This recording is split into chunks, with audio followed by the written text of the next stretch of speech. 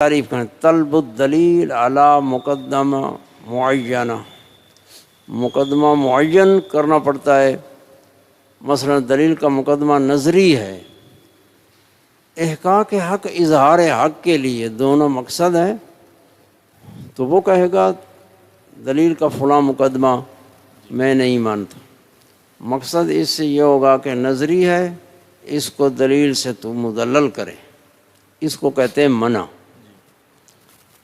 ایک نقض ہوتا ہے، نقض پھر دو قسم ہے، ایک نقض اجمالی ہے، ایک نقض تفصیلی ہے۔ نقض اجمالی وہ یہی ہوتا ہے کہ وہ کہتا ہے تیری دلیل بجمیع مقدمات ہی درست نہیں ہے، وہاں مقدمے کو معین نہیں کرتا، وہ کہے گا تیری دلیل بجمیع مقدمات ہی درست نہیں ہے۔ اب اتنی بات نہیں کرے گا، آگے اس کو شاہد پیش کرنا ہوگا۔ شاہد یہ ہے کہ اس جگہ پر فلاں مادے میں دلیل جاری ہے، مدعا متخلف ہے، یہ ہوتا ہے نقض اجمالی۔ اور نقض تفصیلی جو ہے وہ یہی منع کا عین ہوتا ہے، صرف عبارت میں فرق ہوتا ہے۔ اور نقض اجمالی میں اس کو دکھانا پڑتا ہے، بے مادہ دکھاؤ، جہاں دلیل پائی گئی ہے اور مدعا متخلف ہے وہ مادہ پیش کرو، وہ مادہ پیش کرتا ہے۔ اب یہاں نقض ہے، اس نے کہا دلیل یہ تھی کہ فقہ یعنی جو اسم ہے یہ علم شخصی ہیں، دلیل یہ دی تھی کہ فقہ ایک ایک مسئلے پر سچا نہیں آتا، لہذا ایک ایک مسئلے پر سچا نہیں آتا تو پھر یہ علم شخصی ہے۔ تو یہ فرماتے ہیں ہم تمہیں دکھاتے ہیں البیت۔ البیت جو ہے یہ سقف و جدران سے مرکب ہے، سقف اور جدران جزء ہیں۔ اب بیت کا حمل جزوں پر نہیں ہے، جزوں کے اوپر نہیں ہے، لیکن بیت تو پھر دلیل کے مقدمات جاری ہو گئے، پھر چاہیے کہ بیت علم شخصی ہو، حالانکہ علم شخصی نہیں ہے، اس میں جنس ہے۔ یہ آ گیا نقض۔ چلیں جی ترجمہ کر رہے ہیں، سمجھ آ گئی۔ اور تیسرا جو ہوتا ہے مناظرے کے اصطلاح میں منع، نقض، پھر معارضہ ہوتا ہے، معارضہ۔ تو یہ چیزیں ذہن میں رکھنا ضروری ہوتی ہیں، دلیل دے وے اور جو مستدل ہے دلیل دے وے، اور دلیل طرز استدلال طریقہ بیان کرے، اور پھر جو خصم ہے وہ اس دلیل کے اوپر بحث کرے۔ یہ نہیں ہے کہ وہ دوسری جانب چلا جا رہا ہو، وہ اور جانب چلا جا رہا ہو، تو دونوں کا مقصد اظہار حق ہے۔ تو منع، نقض، اور تیسرا معارضہ ہے۔ معارضہ مقابلہ دلیل بالدلیل ہوتا ہے۔ خصم کہتا ہے مستدل کو کہ تو نے دلیل دے کے دعویٰ ثابت کیا، لیکن میرے پاس بھی دلیل ہے جو تیرے دعوے کی نقیض کو ثابت کرتی ہے۔ تو مقصد کیا ہوتا ہے؟ بھئی تیری دلیل ٹھیک نہیں ہے، کیونکہ وہ بھی ٹھیک ہو اور یہ بھی ٹھیک ہوتا ہے، اجتماع نقیضین ہوگا، لذا اس کو کہتے ہیں معارضہ۔ معارضے میں پھر معارضہ دو قسم ہو جاتا ہے، ایک معارضہ بالمثل کہ مستدل کی دلیل کو لیتا ہے اور اسی کو ایسے طریقے سے قلب کرتا ہے کہ پہلے وہ دعویٰ ثابت کیا، اب اس کی نقیض ثابت ہو جاتی ہے، اس کو کہتے ہیں معارضہ۔ تو یہ تعریفوں کے اوپر بھی اب یہ سوال ہے، بھئی تعریف ہوتی ہے تصور، تعریفیں تصور ہوتی ہیں، اور تعریفوں میں بھی نقض جاری ہوتا ہے۔ کہتے ہیں میں یہ تعریف نہیں مانتا، یہ منقوض ہے تعریفوں میں بھی، تو وہاں یہ سوال ہوتا ہے۔ یہ فن مناظرہ میں، تو فن مناظرہ ہمارے درس نظامی میں نصاب میں رکھا ہوا ہے، وہ ضرورت کے لیے ہے۔ تو اتنے تک آ گیا بھئی یہ دلیل پر نقض ہوتا ہے، یہ دلیل تھی، دلیل پر نقض ہوا کہ تمہاری دلیل جاری ہوتی ہے، لیکن جو دعویٰ ہے کہ علم شخصی وہ متخلف ہے۔ کہتا ہوں میں وفی ہے، وہ ہے، وہ ہے، اور بیچ اس کے یہ اشکال ہے کہ یہ نقض وارد کیا انہ ہوا ہے منقوض بالبیت، کہ منقوض ہے ساتھ بیت کے۔ بیت منقوض یہی ہے، نقض یہی ہے کہ جزوں پر حمل نہیں ہوتا۔ نہیں کہتے کہ السقف بیتن، حمل میں قضیہ بنانا پڑتا ہے، سچا نہیں آتا، سقف کوئی بیت تو نہیں ہے، تو جز ہے۔ لیکن بیت پھر علم شخصی ہونا چاہیے۔ ہاں یہ ہے بیت کا مجموع پر حمل ہوتا ہے، جیسے ابو علی سینا نے کہا کہ البیت سقف والجدران، سقف اور جدران، تو سقف اور جدران پر بیت کا حمل ہوتا ہے۔ تو لیکن یہ اجزاء خارجی ہیں، اجزاء خارجی سے تعریف نہیں ہوتی، مستند یہی ہے اور جمہور کا مذہب یہی ہے۔ تو بیت سے یعنی اس کو علم شخصی ہونا چاہیے، دلیل یہ چاہتی ہے، لیکن علم شخصی نہیں ہے، بیت میں جنس ہے۔ والحل ان المعنى الكلي قد يكون مركبا من اجزاء متفقة نحو الاربعة او مختلفة نحو السكنجبين فلا يلزم من عدم الصدق الى البعض الشخصية۔ بس والحل یہ نقص تفصیلی ہے، جہاں بھی یہ لفظ بنے والحل نقص اجمالی کے بعد ہوتا ہے، یہ نقص تفصیلی ہے۔ تو یہ کہتا ہے کہ ہم یہ تسلیم نہیں کرتے، یہاں لا نسلم نقص، بھئی اگر صدق اور دلیل میں آیا، بھئی چونکہ فقہ ایک ایک مسئلے پر سچا نہیں آتا، لہذا علم شخصی ہے، علم شخصی، تو یہ کہیں گے ہم اس کو تسلیم نہیں کرتے، یہ منع ہے۔ حل نقص تفصیلی ہوتا ہے، اس کی بیان کرتے ہیں۔ بھئی ایک معنی ہے کلی، معنی کلی، اور وہ مرکب ہوتا ہے، معنی کلی ہے مرکب ہے، یا ترکیب کی بات تو ہے۔ اب جو اجزاء ہیں مرکب کے، کبھی متفقۃ الحقیقت ہوتے ہیں، کبھی حقیقت میں مختلف ہوتے ہیں۔ اگر متفقۃ الحقیقت ہوں جیسے الاربع، اب اس الاربع کا معنی چار وحدتیں، چار وحدتیں، یہ وحدت یہ ایک حقیقت ہوتی ہے، کوئی علیحدہ علیحدہ حقائق نہیں ہے۔ جب چار وحدتیں آ جاتی ہیں، حیات وحدانی لگی، اربع کا حمل ہوا۔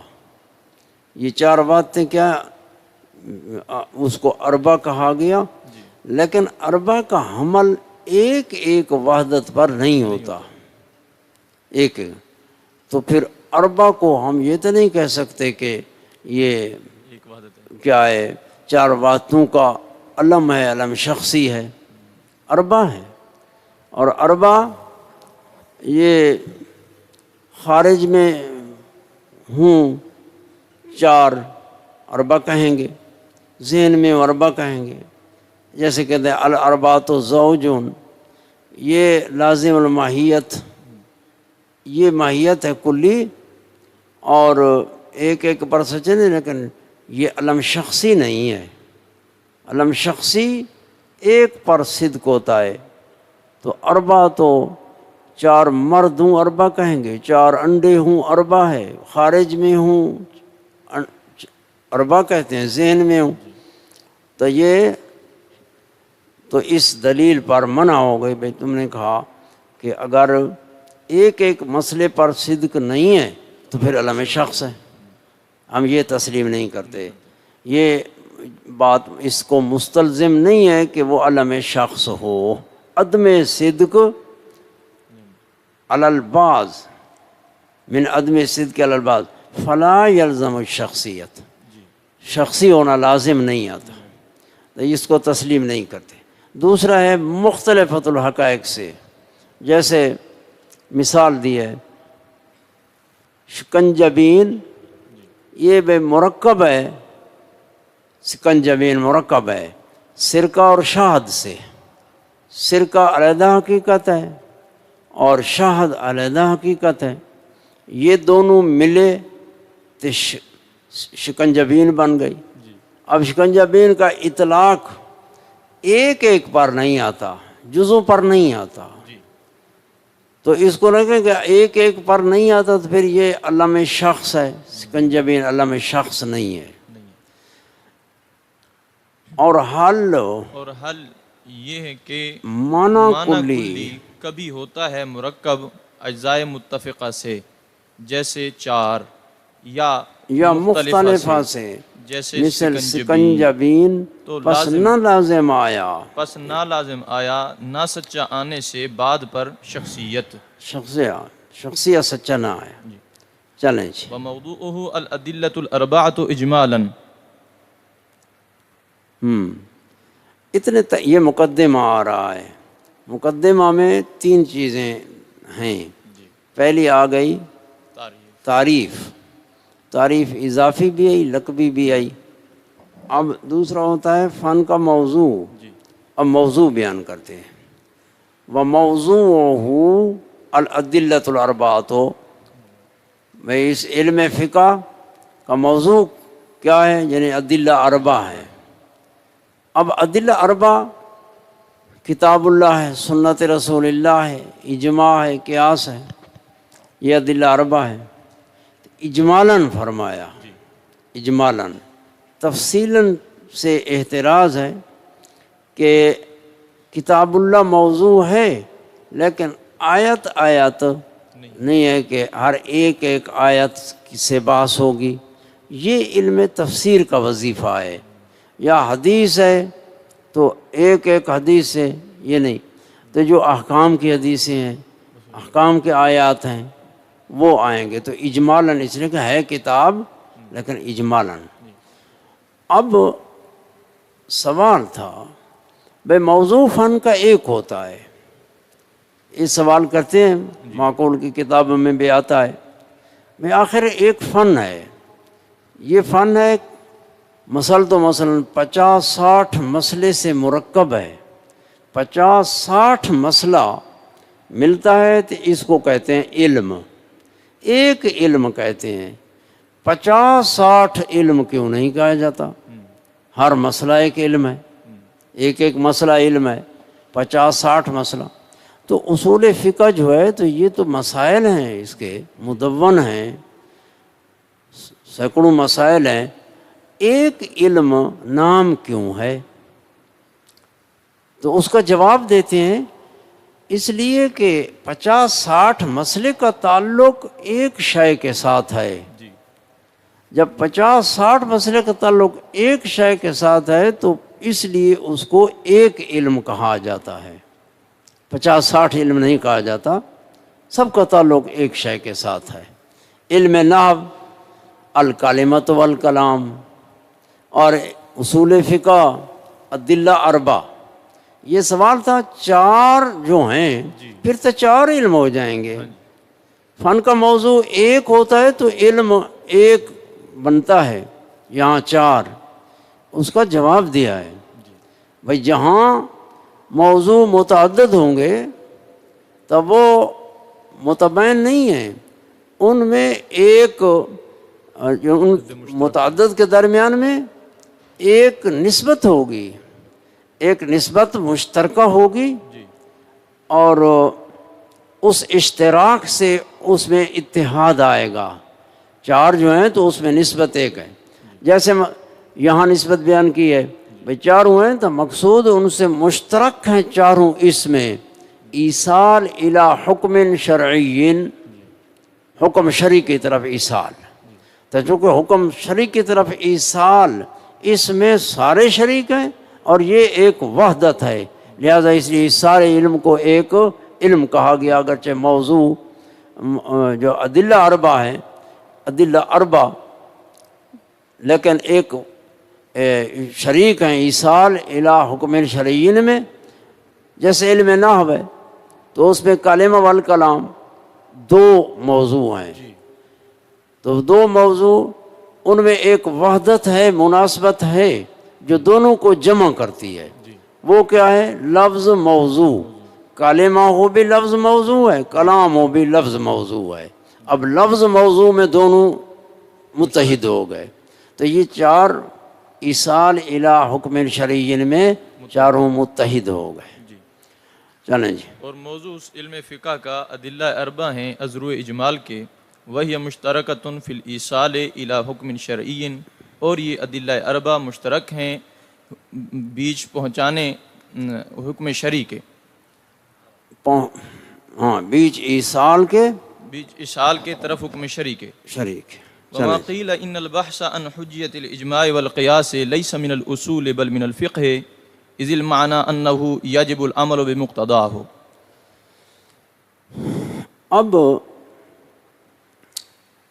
فرماتے ہیں یہ مسئلہ ہے بھائی، ادلہ چار ہو گئے اور حجت ہوئے کتاب اللہ، اس کے لیے حجت کا ثبوت، الکتاب حجت، السنت حجت، الاجماع حجت، القیاس. ہاں، اب اس میں کہتا ہے کہ الاجماع حجت یا القیاس حجت، یہ بعض نے کہا یہ اصول کا مسئلہ نہیں ہے، یہ کو مسئلہ بنانا ہے. الاجماع حجت یہ مسئلہ ہے، مسئلہ ہے موضوع محمول مل کے ایک مسئلہ ہے. تو بعض نے یہ کہا کہ یہ اصول کا مسئلہ نہیں ہے بلکہ یہ فقہ کا مسئلہ ہے. دلیل کیا ہے؟ دلیل انہوں نے دی بے الاجماع حجت، القیاس حجت. اس کا جو موضوع ہے، مسئلے کا موضوع اجماع، قیاس، یہ مسئلے کا جو موضوع ہوتا ہے، فن کا موضوع کبھی مسئلے کا موضوع ہوتا ہے. فن کا اگر مسئلے کا موضوع فن کا موضوع نہ ہو تو پھر فن کے موضوع کا نوع ہوگا، یا فن کے موضوع کا عرض ذاتی ہوگا، یا فن کے نوع کا عرض ذاتی ہوگا. یعنی یہ کہ کوئی مسئلہ فن کے موضوع سے باہر نہیں ہوتا. ایک فن کا موضوع، سارے مسائل جتنے ہوں گے یہ رجوع کریں گے فن کے موضوع کی طرف. لیکن ہر مسئلے میں بے فن کا جو موضوع ہے مسئلے کا موضوع ہو، ایسا نہیں ہوتا. بعض میں ہوتا ہے، دیگر بعض، لیکن رجوع ہوتا ہے.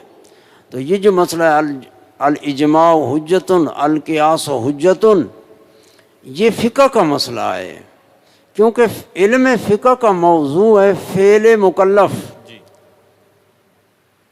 خطاب اللہ تعالی المتعلق بافعال المکلفین، یہ افعال مکلفین علم فقہ کا موضوع ہے. اور یہ اجماع اور قیاس یہ بھی فعل ہے، اجماع فعل ہے اور قیاس بھی فعل ہے. اجماع ہے اتفاق آراء، وہ بندے اتفاق کرتے ہیں، ایک آراء لاتے ہیں. اور اسی طرح قیاس بھی ایک تقدیر ہے کہ فرع کو اصل پر اور علت میں اشتراک تو حکم میں. تو یہ افعال مکلف سے ہے. مسئلے کا موضوع فن کے موضوع کا، یعنی فن کے موضوع سے ہے، وہ ہے فعل. لہذا یہ علم اصول فقہ کا مسئلہ نہیں ہے بلکہ فقہ کا مسئلہ ہے.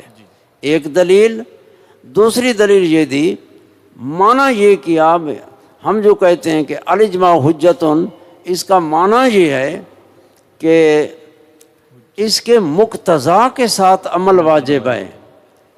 قیاس حجت ہے، اس کا معنی ہے قیاس کا جو مقتضا ہے اس پر عمل واجب ہے۔ تو وجوب عمل کہ عمل واجب ہے، یہ فقہ کا موضوع ہے، فقہ یا افعال مکلفین سے ہے۔ جی یہ وجوب ایک حکم ہے، اور مقتضا پر عمل جو ہے یہ مکلف کا فعل ہے، اس کے مقتضا کے ساتھ فعل واجب ہے۔ لہذا یہ جیسے کہتے ہیں الزکوٰۃ واجبۃ آتوا الزکوٰۃ، اس کا مقتضا ہے ایتاء زکوٰۃ، اور الامر للوجوب، الصلاۃ واجبۃ، یہ فقہ کے مسائل ہیں۔ اس کا یہاں رد فرماتے ہیں، فرمایا یہ ماقیلا، یہ ماقیلا درست نہیں ہے، ماقیلا درست نہیں ہے، کیونکہ الاجماع حجتن، اس کے مقتضا پر عمل تب ہوگا کہ پہلے حجیت ثابت ہوگی۔ اجماع کا حجت ہونا، کون الاجماع حجتن، حجت ہونا ثابت ہوگا، پھر آئے گا کہ مقتضا پر عمل واجب ہے۔ قیاس کا حجت ہونا ثابت ہوگا، قیاس حجت ہے، لہذا وجوب عمل یہ فرع ہے حجیت اجماع اور حجیت قیاس کی۔ تو فرع اور اصل میں فرق ہوتا ہے، جی فرع اور اصل میں فرق ہوتا ہے۔ وہ ایک شیطہ نہیں ہے، لہذا یہ اصول فقہ کا مسئلہ، یہ یعنی فقہ کا مسئلہ نہیں ہے۔ آگے اور بات بھی آ رہی ہے۔ ہاں جی کیا کہا؟ اور وہ جو کہا گیا کہ بے شک بحث کرنا ہاں شاباش، اجماع اور قیاس کی حجت کے بارے میں نہیں ہے، انہوں نے فرمایا، چلو ترجمہ کر لیں، نہیں ہے اصول سے بلکہ فقہ سے بلکہ ہے، فقہ سے ہے، کیونکہ معنی یہ یہ ہے، دلیل ہے، یہ ذل معنی دلیل ہے اس کی کہ فقہ سے ہے، کیونکہ اس لیے معنی یہ ہے کہ واجب عمل ساتھ مقتضا اس کے، مقتضا اس کے یعنی حجیت اجماع اور حجیت قیاس کا جو مقتضا ہے، پس بیچ اس کے یہ ہے، ففیہ ان یعنی اس ھذا، میں ذوف ہے، اس میں سکم ہے، یہ ہے کہ یہ فرع ہے حجیت کی، یہ حجیت کی فرع ہے، پہلے حجت ثابت ہوگی، پھر اس کے بعد یہ آئے گا، ثابت ہوگا کہ مقتضا پر عمل واجب ہے۔ اب دوسری بات، علی ان جواز العمل ایضا من ثمراتها، ہاں یہ بھی ایک ہے مقتضا پر عمل واجب ہے۔ اب اجماع کے مقتضا پر عمل واجب ہے، قیاس میں ہر مقام پر تو نہیں ہوتا کہ عمل واجب ہے،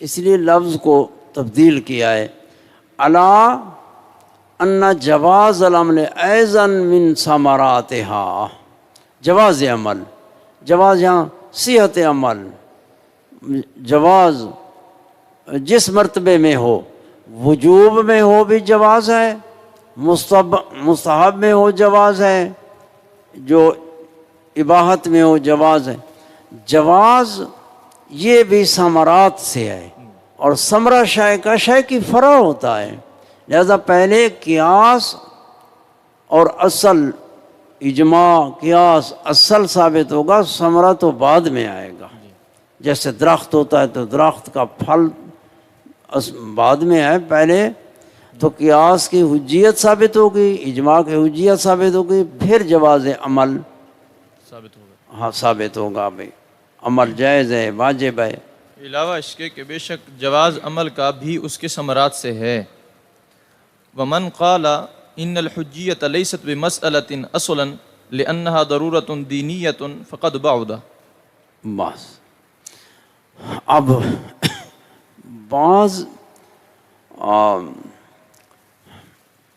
شارحین نے یہ کلام بھی کیا کہ الاجماع حجتن، یہ مشکل جگہ آ رہی ہے، القیاس و حجتن، یہ کسی علم کا مسئلہ ہی نہیں ہے، نہ اصول فقہ کا مسئلہ ہے تو نہ فقہ کا مسئلہ ہے۔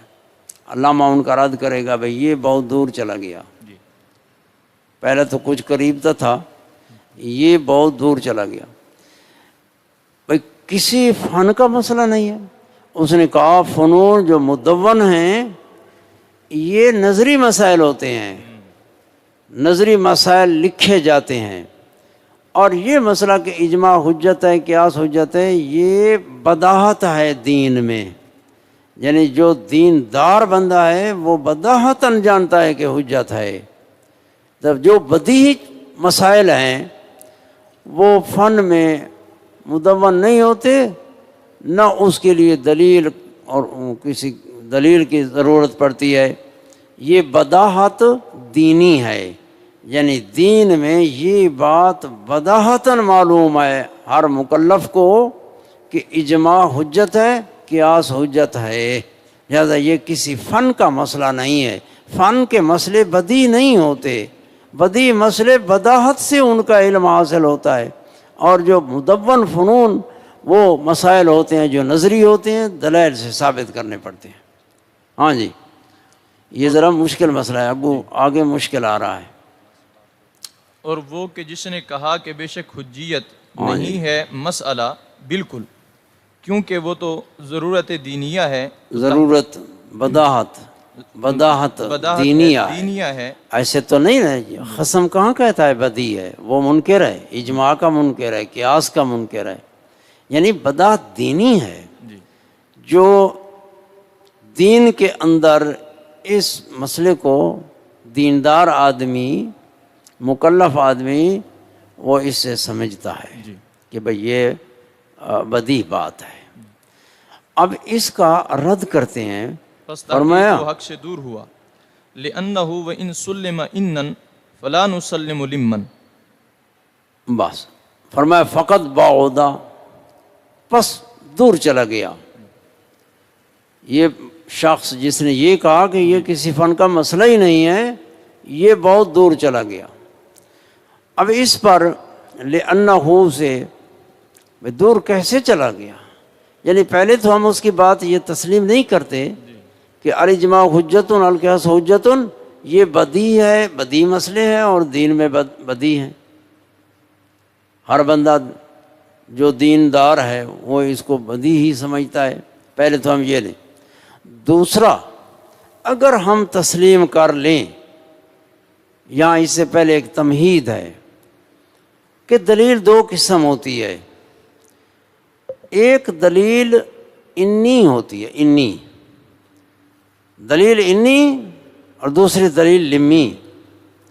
دلیل انی کیا ہوتی ہے؟ مصنوع سے استدلال ثانی پر، یعنی معلول سے استدلال علت پر، اس کو کہتے ہیں دلیل انی۔ اور دوسری ہوتی ہے لمی، کہ علت سے معلول پر استدلال کرنا، یہ کہتے ہیں کہ زید محموم، زید کو بخار ہے، لأنہ متعفن الاخلاط، کیونکہ اس کے اخلاط متعفن ہو گئے۔ اب یہ تعفن اخلاط یہ علت ہے، اب اس سے استدلال کرنا بخار کے اوپر، یہ علت سے معلول پر استدلال ہوگا۔ اگر نبض دیکھی، نبض کی حرکت تیز تھی، بدن گرم تھا، تو یہ استدلال معلول سے علت پر ہوگا، بھائی بخار ہے۔ یہ ہوتی ہے دلیل انی اور لمی۔ یہ فرماتے ہیں جو ہم تسلیم کریں گے دین کے اندر الاجماع حجت القیاس حجت، یہ معلول سے علت پر استدلال تو ہم مانیں گے۔ معلول یہاں کون ہے؟ اجماع کا حجت ہونا۔ معلول یہاں یہ ہے کہ ان کے مقتضا پر عمل کرنا واجب ہے۔ جب مقتضا پر عمل واجب ہے، یہ ہمیں دین سے معلوم ہے، تو پھر اس سے علم آ جائے گا کہ اجماع حجت ہے اور قیاس بھی حجت ہے۔ یہ استدلال ہوگا، یعنی معلول سے علت کی طرف، اور باقی رہ گئی علت سے معلول. فرمایا فلا نسلم لمن، یہ نہیں تسلیم کرتے کہ یعنی علت سے معلول پر کہ بدی ہے اور دین کے اندر یہ معلول سے علت پر استدلال کر سکتے ہیں، لیکن یہ نہیں کہ حجیت قیاس اور حجیت اجماع اس کی علت بداہت فی الدین ہے. بداہت فی الدین تو لمن ہم تسلیم نہیں کرتے. یہ انن کر رہے ہیں وہ یہ ہے کہ ہر دیندار آدمی جو دین میں داخل ہے وہ سمجھتا ہے کہ اجماع کے مقتضا پر عمل واجب ہے، قیاس کے مقتضا پر عمل واجب ہے، خبر واحد عمل واجب ہے، ظن کی مفید ہے، ظن پر عمل کرنا واجب ہے. جب یہ وجوب آیا تو اس سے علم آیا کہ قیاس اور اجماع حجت ہیں، عمل کا وجوب تو تب ہے. لیکن علت سے یہ نہیں آیا کہ اس پر دلیل ہونی چاہیے جس سے ثابت ہو کہ اجماع حجت ہے، وہ علت بنے اور یہ معلول بنے. تو یہ تسلیم ہم نہیں کرتے، کیونکہ وہ حجت اور اجماع اور قیاس کا اپنا بدیہی دینی ہونا اگرچہ تسلیم کر لیا جائے گا انن، بس نہ تسلیم کریں گے ہم لمن، عذرو لم کے. لم اس کو کہتے ہیں لیما. بھئی یہ الاجماع حجتن، پوچھنے والا پوچھے گا لیما کیوں حجت ہے؟ لأنہو، آگے جو آئے گی وہ علت ہوگی جو لأنہو کے بعد آئے گی. انن جو ہے وہ آگے آ کے مقتضا پر عمل واجب ہے، تو پھر اس سے معلوم ہوا اجماع حجت ہے. بل الحق انہ من الکلام کحجیت الکتاب والسنہ.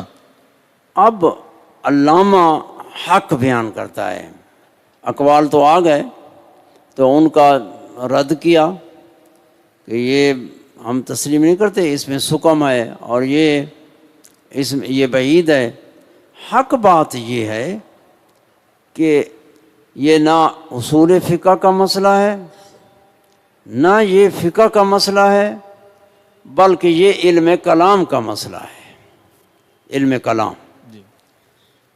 اب اس پر بھی سوال ہوگا، جب علم کلام کا مسئلہ ہے تو علم کلام تو اس میں کتاب اللہ، سنت رسول اللہ، یعنی الکتاب حجتن، السنت حجتن، یہ علم کلام کا مسئلہ ہے.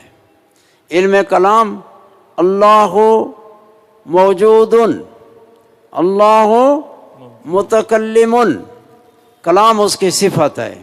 جب یہ ثابت ہے تو پھر کتاب اور سنت، اللہ کا نبی اور معجزات، تو یہ علم کلام کا مسئلہ ہے. اس سے آئے گا کہ کتاب حجت ہے اور سنت بھی حجت ہے اور اجماع حجت ہے اور قیاس حجت ہے. فاعتبروا یا اولی الابصار من یشاقق الرسول ویتبع غیر سبیل المؤمنین.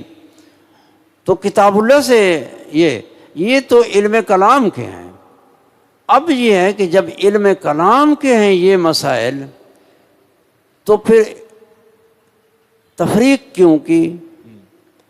آخر اجماع کی حجیت، قیاس کی حجیت کو اصول فقہ میں ذکر کرتے ہیں، تو پھر کتاب کی حجیت اور سنت کی حجیت کو تو یہاں ذکر نہیں کیا جاتا.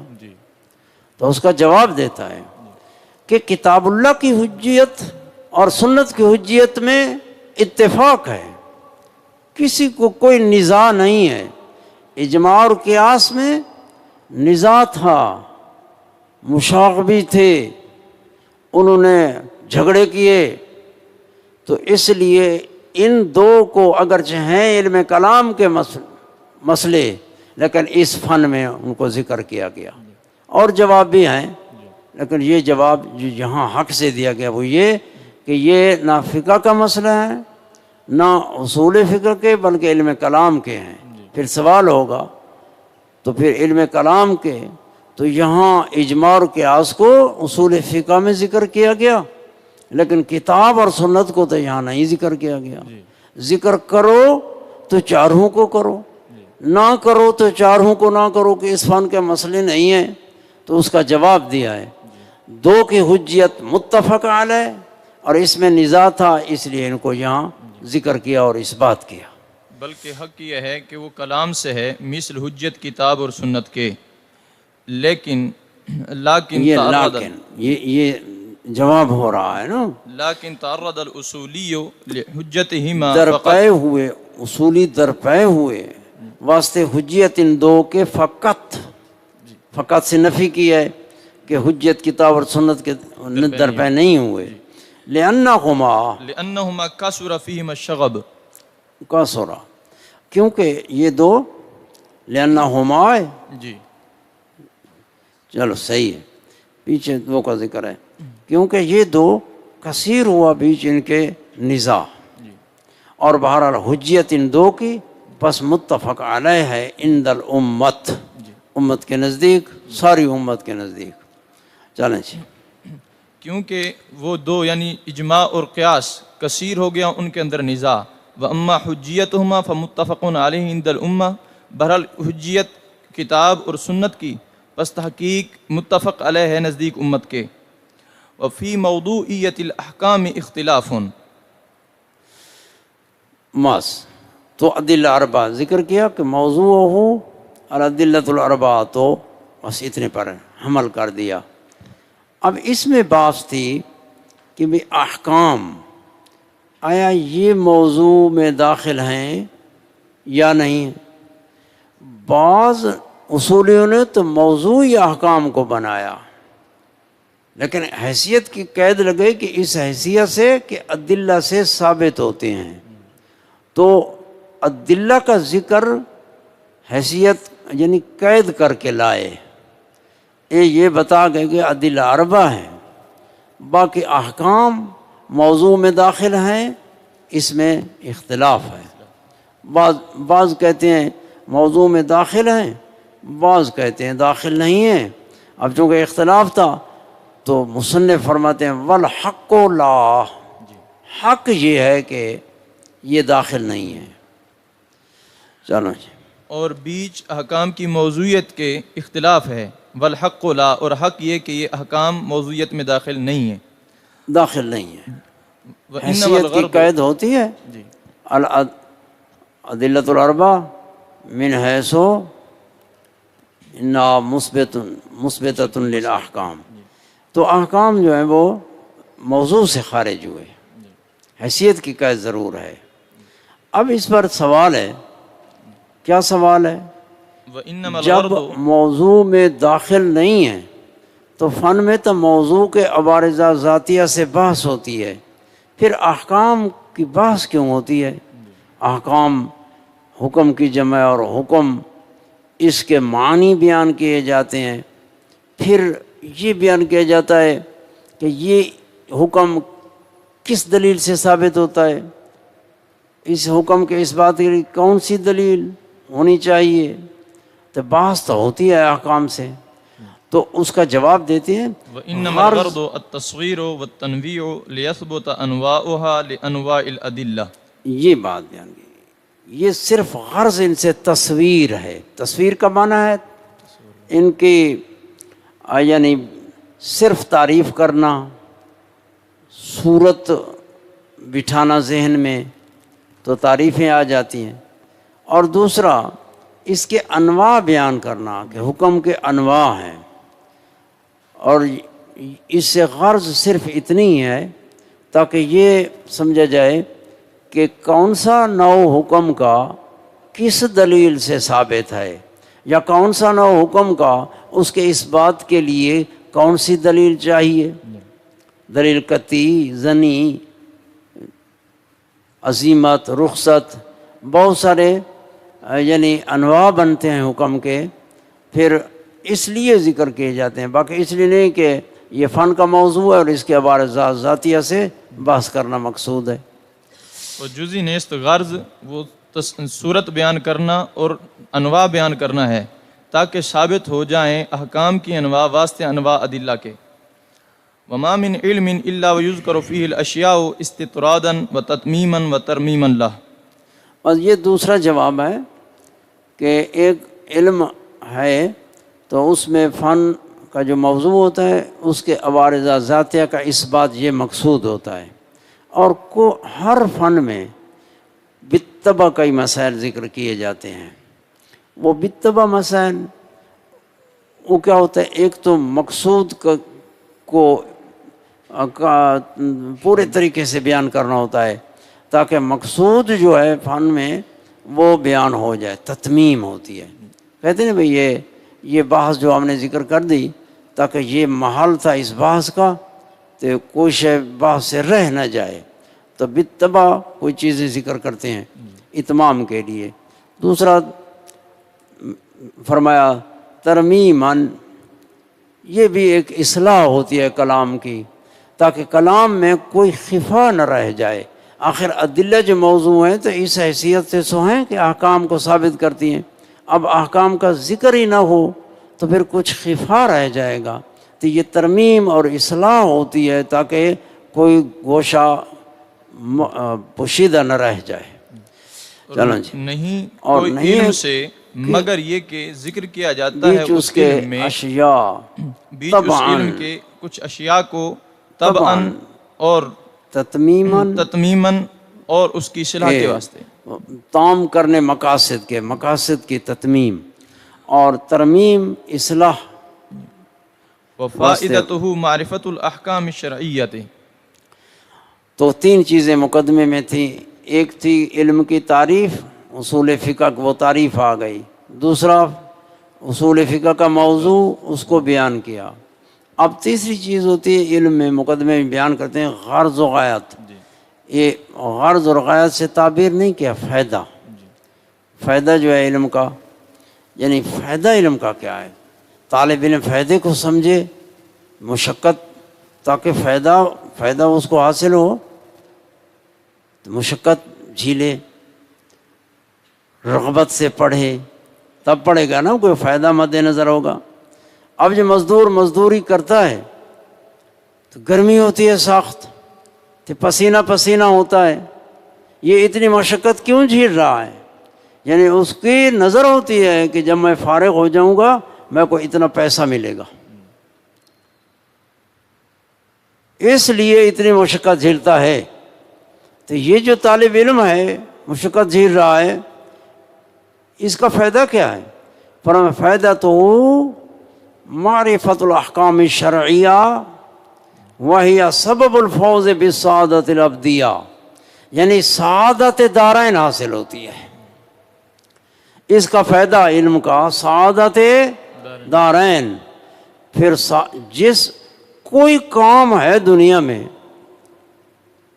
تو دیکھو یہ وہ کام ہے تحصیل علم کہ احکام شریعہ کی معرفت، اور یہ معرفت علم ہے اور علم نافع ہے، اور یہ سبب بنتا ہے سعادت دارین حاصل ہوتی ہے۔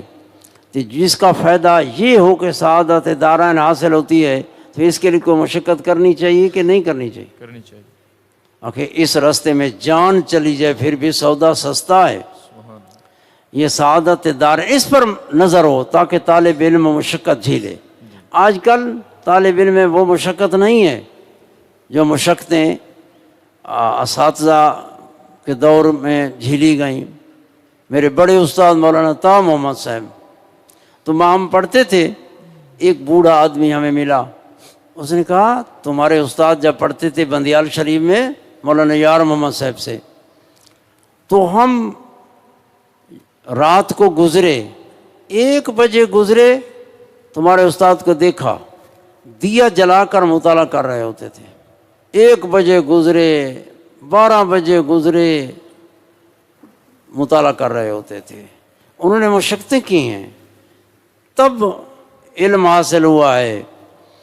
اور استاد فرماتے تھے کہ ہم نے علم کو علم کے لیے پڑھا تھا، ہمارے ذہن میں نہیں تھا کہ ہم مدرس بنیں گے، ہم نے اس لیے نہیں پڑھا کہ مدرس بنیں گے۔ ہاں جب پڑھ لیا تو اساتذہ نے فرمایا بیٹھو تم پڑھاؤ، تو استاد نے پھر تدریس کی۔ تو میرے دو طالب علموں، میرے عزیزوں، آپ اس علم کو مقصد بنائے ہو، یہ تمہیں بہت اونچا لے جائے گا، یہ چھوٹوں کو بڑا بنا دیتا ہے علم، اور علم ہی ہے جس سے سعادت دارین حاصل ہوتی ہے، اور وہ علم نافع، عمل صالح، اخلاص تام۔ اخلاص کے اندر، اخلاص کیا ہے کہ علم کو پڑھے بندہ تاکہ عمل کرے اور دین کی خدمت کرے۔ اس دور میں دنیا کے کاموں کے لیے افراد بہت ہیں لیکن دین کے لیے کم ہیں، تو ایسے افراد کی ضرورت ہے جو محنت کریں، افراد پیدا ہوں تاکہ آگے دین کی صحیح ترجمانی اور صحیح کام کر سکیں۔ آج کل کام جو نہیں ہو رہا، نیت میں کمی ہے، مقاصد میں کمی ہے، ذہن تقسیم ہو گئے۔ میں ایک واقعہ بیان کرنے کا جی چاہتا ہے لیکن یہ موقع نہیں ہے کہ طالب علم کیسے ہوتے ہیں، وہ تمہارے لیے تھا، لیکن ہماری تدریس میں میں باتیں بہت سناتا ہوں طالب علموں کو، لیکن یہ جگہ بہت زیادہ باتیں سنانے کی نہیں ہے۔ اللہ تعالیٰ ہمیں سمجھ عطا فرمائے۔ اور فائدہ اس علم اصول فقہ کا پہچاننا ہے احکام شریعہ کو، اور یہ احکام شریعہ کو پہچاننا سبب ہے کامیاب ہونے کا ساتھ سعادت ابدیہ کے۔ بس جی کافی۔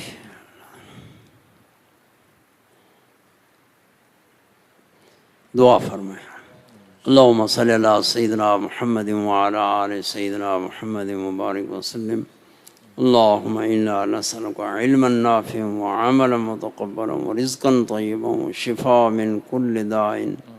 ربنا اغفر لنا ولوالدينا ولإخواننا الذين سبقونا بالإيمان ولا تجعل في قلوبنا غلا للذين آمنوا ربنا إنك رؤوف رحيم۔